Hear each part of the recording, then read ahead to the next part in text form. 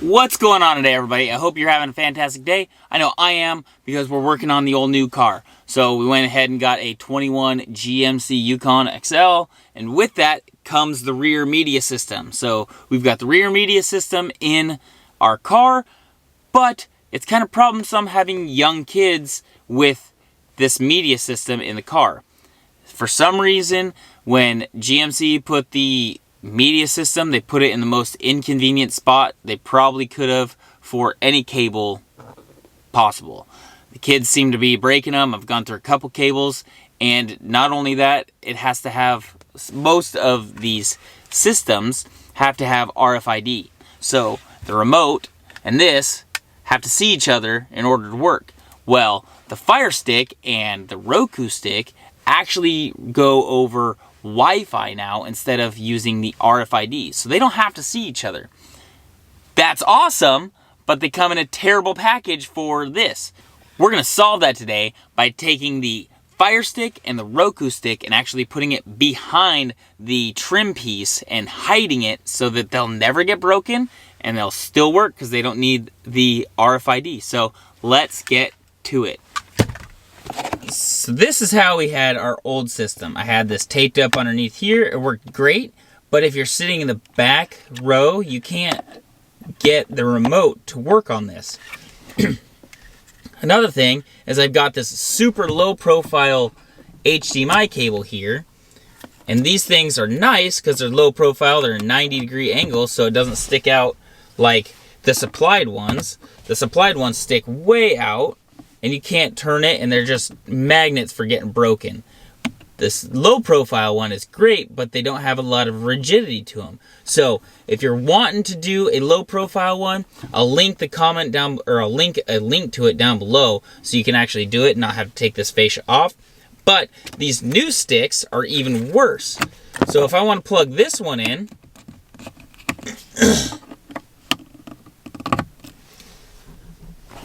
it sticks out even further. And with that, we only have, not very much room to get our legs in and out and not break this thing off. A little bit of pressure coming down on it, and it's just gonna break this thing right off. So we're gonna go from this old clunky system then to this new system, but we're actually going to hide everything back behind. Now, the way that I'm gonna actually hide it is taking this piece completely out of the system, tucking it back in there. So I'm going to have a hole. We've gone ahead and got a replacement. Now this one won't be plugged in. It'll literally just be a replacement piece to cover up that hole. So without further ado, let's go ahead and start getting things taken care of. First thing we want to do is take this rubber molding out of the cup holders right here. It's kind of tight in the corners, right on the, where the cups actually go. But it's doable. Now that that guy is out, that's going to expose a Torx bit that's hanging out down in the center. So that Torx bit's got to come out. So with our T15 Torx bit, we'll go ahead and actually remove this bolt. Now out of this whole system, this is probably the hardest and most nerve-wracking part to do. Taking the plastic out, easy. Taking the screw out, pretty easy. But this piece is actually kind of tucked underneath our armrest right here. You can see that if we open the armrest up, it gives us absolutely no room. So you can take this armrest off. It's got some torque bits, I believe. I guess I don't know how to take that off. I'm not going to plan on taking it off. If you want to take it off, you can figure it out. There, I think it's just pressure clips holding this top leather piece on. I'm not going to deal with that right now. I found a way that, it's kind of a little bit on the sketchy side, but it works just fine. It's just pressure clips holding this thing on. Getting it off is the easy part. Getting it back in is harder. You just got to take your time, make sure all those clips are going in the right spot before you kind of force them into where they need to go, because they're pressure clips and you need to force them down in. But we'll go ahead and start pulling on this thing and getting it lifted up.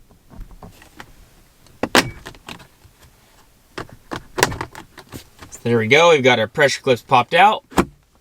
And the part that makes it kind of sketchy is this piece is angled down now underneath here. So that makes it hard because this backside really rubs right here, and then the front you got to force down and not ruin this leather. Now we've got this out, we'll set this aside and go ahead and take off the Torx bit that's holding this one on, and then that's all pressure clips holding everything else on. I'm going to take our utensils out so they don't get in the way and I don't ruin all of our new stuff. So let's put all those to the side, and we'll go ahead and take this fascia part off. That's our T15 again. That one single screw is the only screw we have to undo, and then if we look down the side, we've got pressure clips going all the way down the side, each side, so we'll go ahead and start pulling on that. Look at that, she pops right out. That exposes everything we need. So we need this module right here with these 3 connectors on it to come out. And we're gonna tuck it up in here and hide all the wires and make sure that everything stays in one place. Here's a little bit better view from the side. We've got one Torx bit on each side that holds it, and then a locating pin, and then the 3 clips come right out. So I think these all have safety clips on them somehow. So we'll have to go ahead and sort out how these come out. You know what? After thinking about it, I don't have to undo them at all. That whole piece is coming out and I'm replacing it with a new piece. I'm just gonna undo the screws, untuck it. If I need to undo one, I might need to for getting it kind of where I want it in the system, but I don't really need to undo the electrical clips. So I did have to undo this very back one because it was stuck kind of underneath here, and I want this facing probably down. So I'm gonna flip it around here, tie it in, nothing special, just give the clip a push on the top and it will come right out. Now it's upside down, I gotta flip this clip around, put it in there. So now this one is still connected, we're still getting all of our power, everything, this still works, but we're just gonna hide it back here in this cubby area so it's not going to become hopefully not become a problem for breaking things. Now let's go ahead and test our new one that doesn't have the HDMIs, because this one's not very expensive. This module is like 250 bucks. This one was, I found online for 35 or 40 bucks. So you can go ahead and make it probably would be pretty easy to make a block off plate, but this is even easier. It's already GM's rated. Let's go ahead, I even put it in upside down. The only thing is this thing's not going to work. It's literally just for beauty. So as long as you're okay with that, it'll be okay. So one thing that's kind of irritating with it, or a hurdle you have to get over, is how you're gonna power it. So with that unit, I've actually got USB Type-C right next to the HDMI. Well, all the cables that come with everything are USB, regular, your brick USB, and then to power both units is micro USB. Makes it kind of annoying. The cool thing is with the Amazon and the Roku is the powers are on opposite sides. So you can choose, I put the Roku in HDMI 1 and the Fire Stick in HDMI 2, and that actually puts the powers away from each other. So they're on the outside.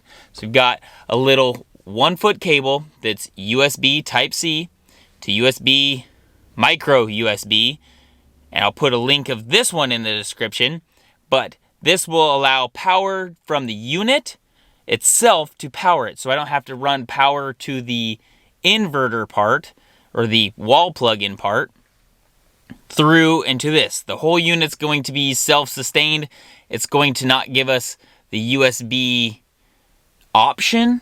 So if you're using the USB option on here, you might have to figure something else out. But for me, I don't use that option. I'll just use the HDMI and then just power it through the USB Type-C. So we'll go ahead, get this plumbed up, ready to go, tested, and then we'll start wiring things or making sure it's not going to move and things aren't going to come out. Because if things come out in this, it's going to be a problem. But let's go ahead, get this cable installed, and finish getting things installed to start testing. So we've got the USB Type-C that plugs right in. And then I looped it right around. I'm actually going to flip this over. Loop it around. and then this one plugs into the back here. So there we go. We've got both our USB Type-C's, our HDMI's. I went to split this cable because it kind of holds it, and that'll give me something to hold on to. I'm going to plan on maybe zip tying or taping these ones together so they don't ever come out, and then we'll put some heat shrink. I don't know, I'll figure some way to keep everything kind of sorted so if you hit a bump, it doesn't come out. So let's go ahead now, turn the car on and do some testing. Now we've got our screen, it's connected. We can go to HDMI 1. Looks like I need something else for the Roku. HDMI 2. We can get the remote. But we got power from both of them, so they're both on and they both are putting out a signal. Well, of course, like anything that's supposed to be simple, has to be complicated. So for some reason, Roku has to have an external cable. That cable has the remote, the receiver for the remote in the cable. So I have to have that cable. And then the Amazon Fire Stick doesn't get enough power from the USB Type-C 2.1 amp charger. So what I thought was going to be a clean and tidy install is going to get a little more difficult, but at the same time it's kind of okay because I'm just going to go ahead and tuck the USB, not the Type-C, the original cables that come with it. I'm going to tuck them underneath the panel on top of the carpet, and then it'll come out from underneath and plug into the house plug-in adapter right there. So it's not going to be as ideal as I wanted it to be, but we'll make it work. It'll be fine. But if you look, we've got Fire TV on one, and we've got Roku. Come on. We've got Roku on the other one.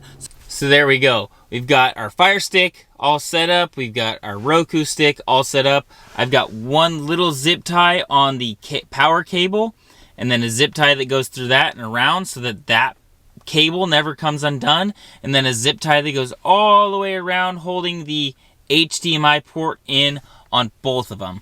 And then I've gone ahead and I've tucked the wires, wrapped the wires around it, and wrapped the wires around these two wire leads that are coming in.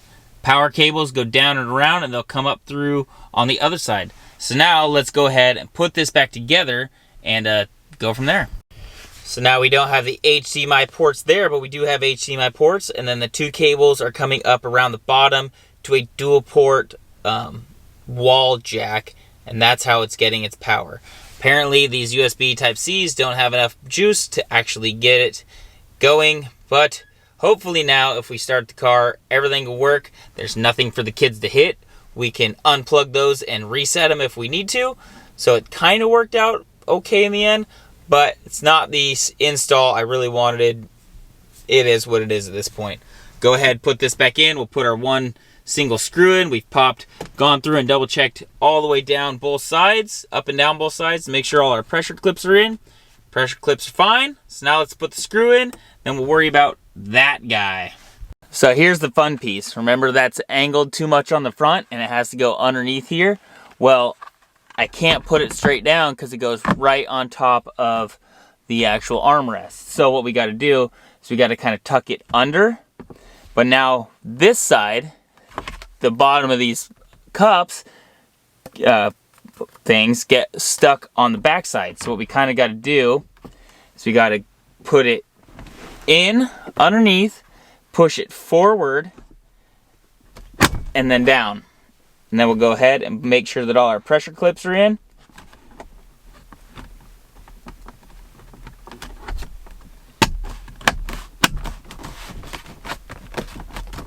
All back together. Now we'll grab our Torx bit.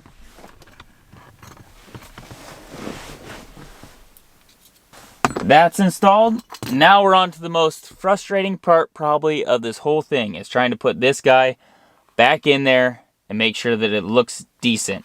So these outer cups actually have to go underneath the chrome right here. And then there's three tabs up on the front, 2 tabs in each of the cup holders on the bottom. So this only goes in one way. There's one on one side, two on the other side. So the two go towards the front of the car. Go ahead and start putting it in. Make sure that the tabs on the bottom are both in. And then we'll just start working our way around. It's kind of tough to get it started. Get one corner going. You just kind of force it in the rest of the way. And you got to get it down. Down is the hardest part. You got to get down enough. And then you just work your way around the corner to your next one. Make sure that that tab goes in. Make sure that those tabs go in. And we'll start working on this one. Get the bottom in. And work our way around the corner.